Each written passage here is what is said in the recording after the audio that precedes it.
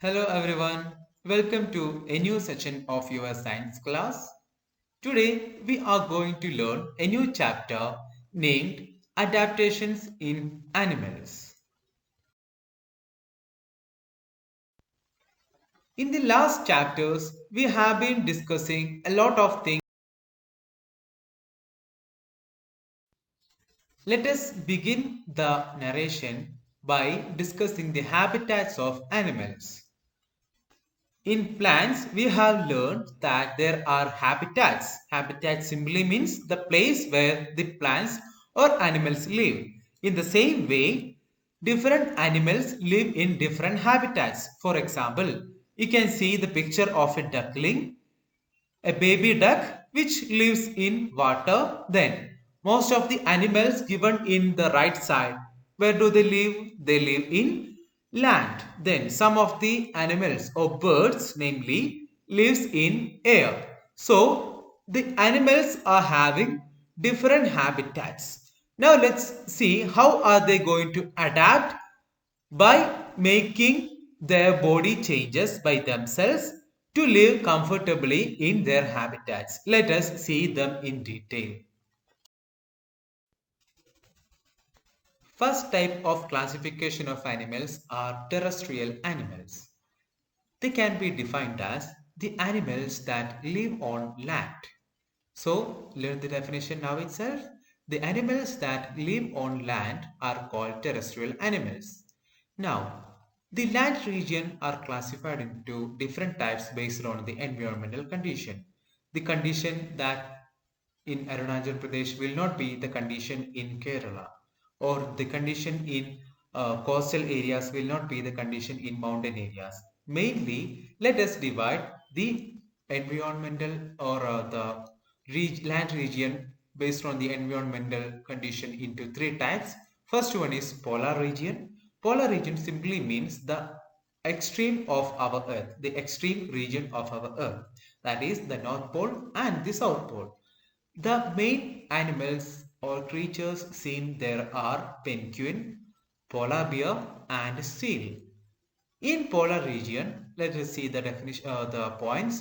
Polar regions are covered with snow throughout the year. It will be very snowing and there won't be any place for having sunny days or any other like that. So it will be always snow. Then it will be very cold also. As I told you, polar bears, penguins, and seals are the main living things seen there. Then, the importance this is the important part of this section. These animals have a thick layer of fat under their skin. To protect, why is it there? To protect them from extreme cold. That layer will keep their body warm and hot. This is called as blubber. Blubber. So read the sentence once again and understand what is blubber. In examination, questions can be asked what is meant by blubber. So learn it now itself. Now the next land region is cold mountains. In cold mountains, it will be, as the word suggests, it will be very cold. The animals that are seen most often are yaks, and the yaks have thick and long fur. You have seen some of the animals are having fur in the. Look at the picture there. You can see yak. The body of yak is very different from the one that we see in the from the animals that we see in our locality, right? Yes, their body will be covered with long and thick fur that will keep them warm. Then the next type of land region is hot deserts. Unlike polar and cold mountain, the desert are the places in which there will be so high temperature and there will not be enough plants or water because it is too sunny over there. The plants cannot survive that much hotness or heat. Then the desert have areas in which there is scarcity of water and plants, as we said. Then which is the most important animal that is seen in there? Yes, we have learned that camels are the most recurrent animal seen in the desert region. Now, They have a thick skin to protect itself from heat. So if the heat gets directly into our body or their body, they will be affected by much. But to protect themselves from them, they have a thick skin. Then a camel can live without water for many days. When water is available, it drinks in plenty. Same way, when a camel sees water or plant, it will drink in excess of amount. Even if its stomach is full, it will still take plants and water. Why? Because the excess of plant will be stored as fat in their hump. You can see in the picture there are hump in both the pictures. The first one is a pictorial representation. Then second one is the original camel. You can see the first picture, the food that goes inside the camel, the excess food that goes inside the camel will be stored as fat energy. It will be stored. So this will make the camel to walk many distances or many days without having food or water. We have seen the adaptation taken by the the animals in different land region. Now let's see some more adaptation. First adaptation in this case is migration. Migration means the word itself says moving from one place to other. That is called migration. This is mainly conducted by some plants. In cold winter months, some animals or birds travel to other places where the weather is warmer. Just like suppose there is a flood in our region. So what will we do? We will take all our bed belongings, dress, food and we will move to other region, right? Where there is no flood or water. In the same way, when a condition or a climatic condition is not favorable for an animal, it will move from one place to other. That is called as migration. In this case, the extreme condition that the animals will have to suffer could be the winter. If more cold comes or there is no food, then the animals will move to other place. That is called migration. A bird or animal that does migration so often is Arctic tern. Arctic tern. Arctictern. Arctic tern. You can see the image of a bird flying through the snow.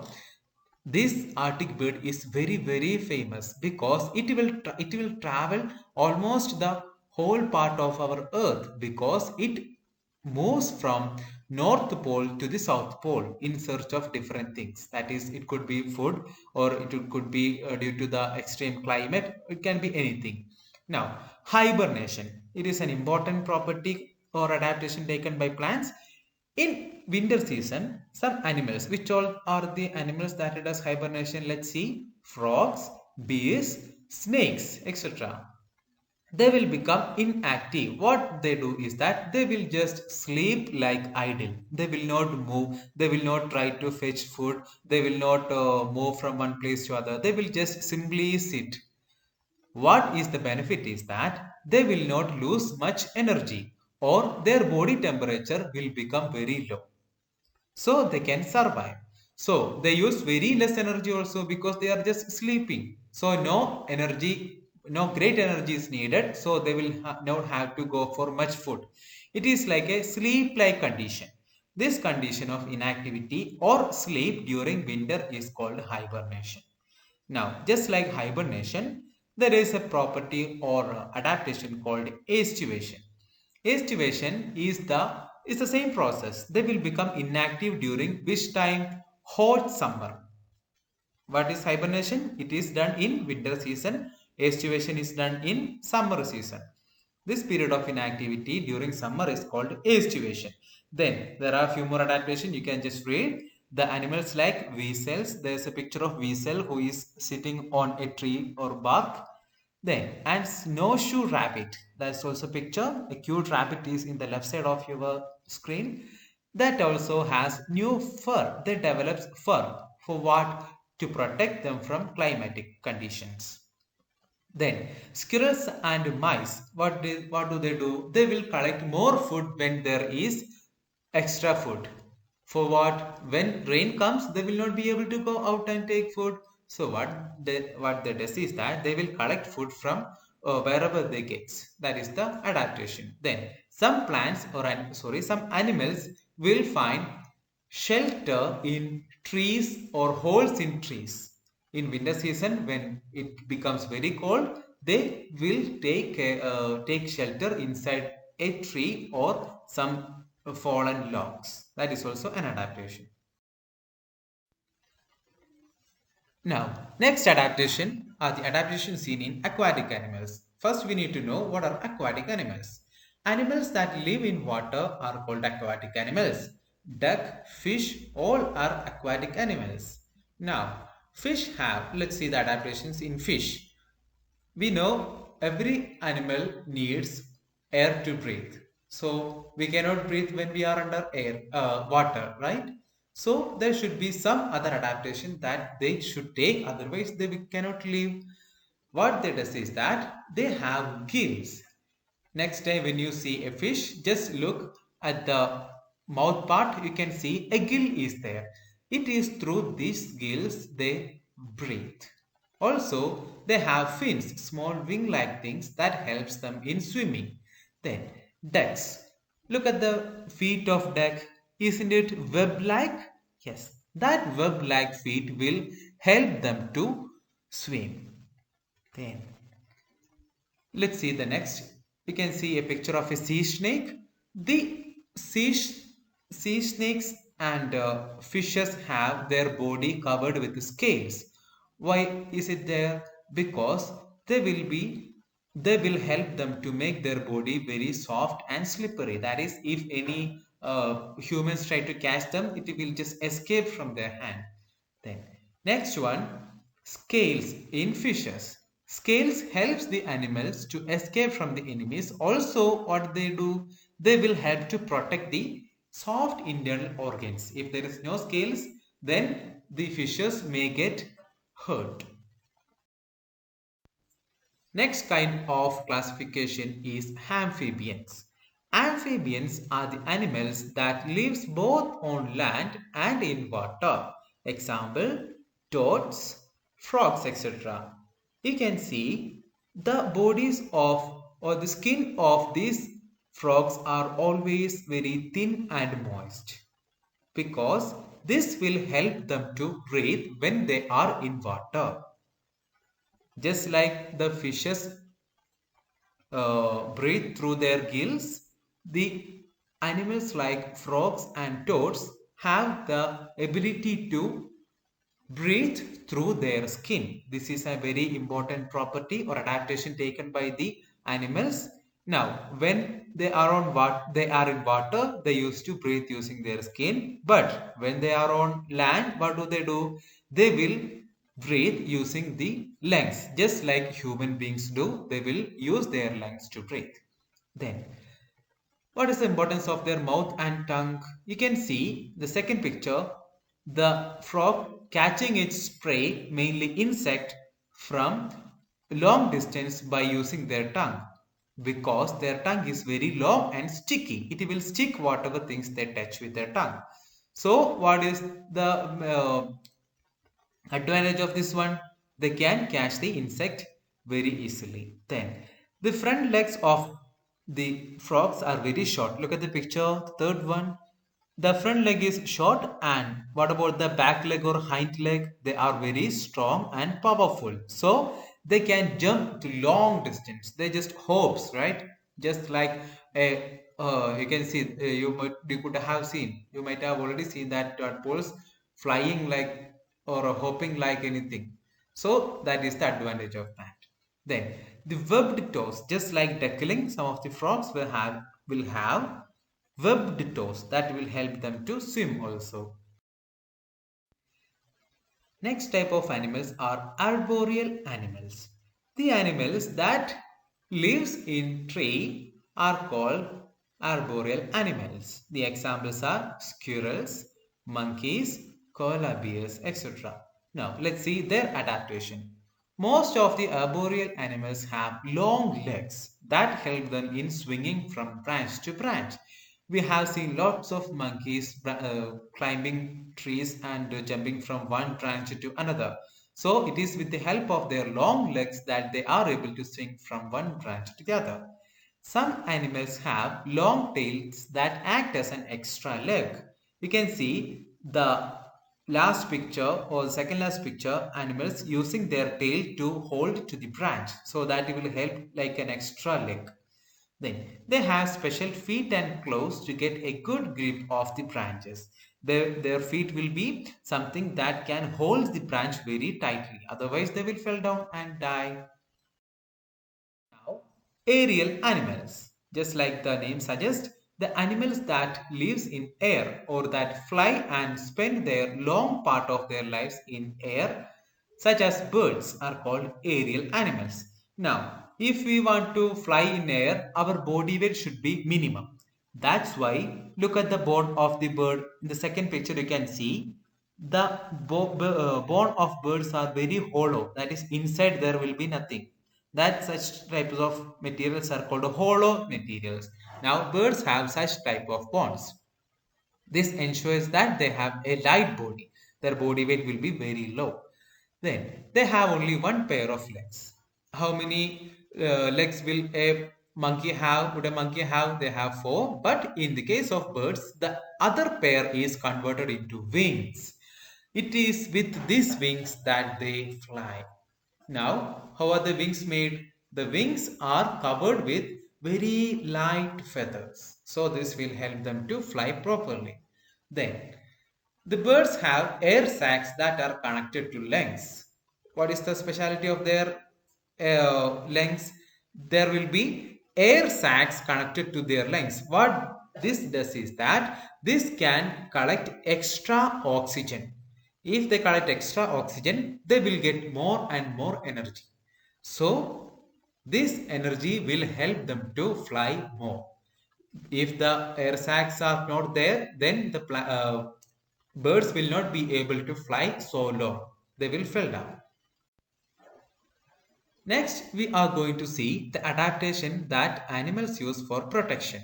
First one is camouflage. Look at the first picture. Can you spot a garden lizard in that one? You will wonder because there is a garden lizard in that picture. Does not that resemble to the leaves that is surrounded? Yes. What they do is that this garden lizard will change its body into the shape like a tree leaf. So this will help them to escape from their predators or the animals that is trying to eat them. Now look at the second picture. You can see a tiger inside some bushes. Now, these stripes of tiger just resemble to the forest that it hides, right? So that it can collect its prey. These types of adaptations is called camouflage. Now, read the points thoroughly and understand yourself. Next adaptation taken by animals is called mimicry. Mimicry is the adaptation taken by one animal to feel that that animal is not the real one or it is just like another animal. Let's see. When one animal copies the appearance or actions or sounds of another animal, the first animal is called the mimic. Look at the picture. In the first picture, it is a flatworm. The first picture is a flatworm.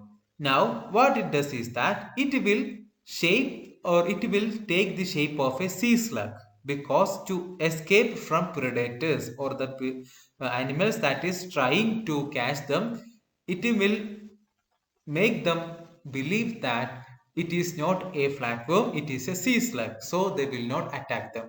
So this adaptation is called as mimicry. Now, the adaptations based on eating habits. We know that animals can be classified into four different categories based on the things that they eat. First one is herbivores. Herbivores are the animals that eat plants. Now, plant eating animals are called herbivores. We have learned that their teeth will be not the same as carnivores or omnivores. They will have sharp and flat biting and grinding teeth. Why? Because most of the herbivores will be eating plants or grasses. So they need their teeth to be flat and it should try to grind the grass or whatever food they are eating. So their teeth is adapted to that particular type. Example, deers, horses and goats. What is the importance of their body? Also, there's another adaptation. They have four compartmented stomach. Look at the second picture in the top. You can see the four compartments of a cow. Cow is also a herbivore. That's the adaptation taken by herbivores. Now carnivores. Carnivores are the animals that eat flesh of others. They will hunt the animals, other animals down and they will eat their flesh. So will the type of teeth that herbivores be enough for them? No, they should have sharp and pointed teeth. Why? To cut the flesh, and to eat and to chew them, they need curved, sharp and pointed teeth. You can see the lion roaring. Look at the teeth of lion. Is it like the teeth of the horse or buffalo in the first picture? No, it is different. What is the important difference? The teeth of carnivores will be sharp, pointed and curved. Now, another adaptation is that look at the feet of a wolf. What is important? Their paw is sharp, right? Yes, their paws will be very sharp to hold the prey. That is the adaptation taken by the carnivores. Now let's see the adaptation taken by omnivores. First of all, let's see who are omnivores. They are the animals that eat both plants and animals. Their teeth will be adapted to chew flesh, to tear the food materials, also to grind them, because they will eat both the flesh or they can eat both the flesh or the plants. So their teeth will have to adapt to both the condition. That's why their teeth have cutting, or the teeth are adapted for cutting, grinding and tearing. Also, let's see examples: sparrows, peacocks. Even human beings can also be classified as omnivores, because the human beings that eat both plants and animals are categorized as omnivores. Now, let's see the last type of classification: scavengers. Scavengers are animals that eat dead animals. Examples: vulture, hyena, etc. These animals will eat the flesh of the animals that are already dead. Their teeth are pointed, so they can eat or just take meat from the bodies that are already dead. That's all. That is the end of the chapter. I hope you all understood the different classifications of, first of all, land region, then the adaptation taken by the animals living in that particular region, then the classification based on, or the adaptation taken for protection, then adaptation based on their eating habits. I hope you understood everything. So if you have any doubt, please rewatch the section that is difficult for you and make sure you understand it completely. Thank you.